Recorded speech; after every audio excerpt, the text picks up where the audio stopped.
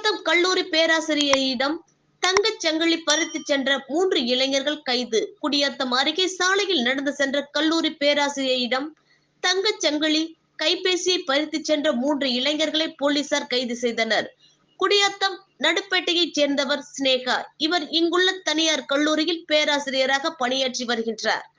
கடந்த ஓரிரு நாட்களுக்கு முன்பு சினேகா காந்தி ரோட்டில் நடந்து சென்றார். அப்போது இருசக்கர வாகனத்தில் வந்த 3 இளைஞர்கள் அவர் கழுத்தில் அணிந்திருந்த 1.5 சவரன் தங்கச் சங்கிலி, கையில் வைத்திருந்த கைபேசியை பறித்து சென்றார்களாம்.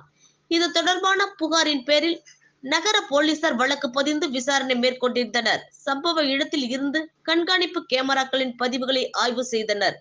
இந்நிலையில் காவல் ஆய்வாளர் பார்த்தசாரதி தலைமையிலான போலீசார் சேப்பள்ளி கூட்டுச்சாலையில் வாகன தணிக்கையில் ஈடுபட்டனர். அப்போது இருசக்கர வாகனத்தை ஓட்டி வந்த இளைஞரை மடக்கி விசாரணை மேற்கொண்டதில் குடியாத்தம் சித்தூர்கேட் பகுதியைச் சேர்ந்த இம்ரான் வயது 20, ஹரி வயது 19, முபாரக் வயது 18 ஆகிய 3 இளைஞர்களை பிடித்து விசாரணை நடத்தினர். விசாரணையில் அவர்கள் வழிப்பறியில் ஈடுபட்டது தெரிய வந்தது. இதையடுத்து அவர்களை கைது செய்து போலீசார் அவர்களிடம் இருந்த சுமார் 1 லட்சம் மதிப்பிலான இருசக்கர வாகனம் மற்றும் செயின், செல்போன் உள்ளிட்டவை பறிமுதல் செய்து தீவிர விசாரணை மேற்கொண்டு வருகின்றனர்.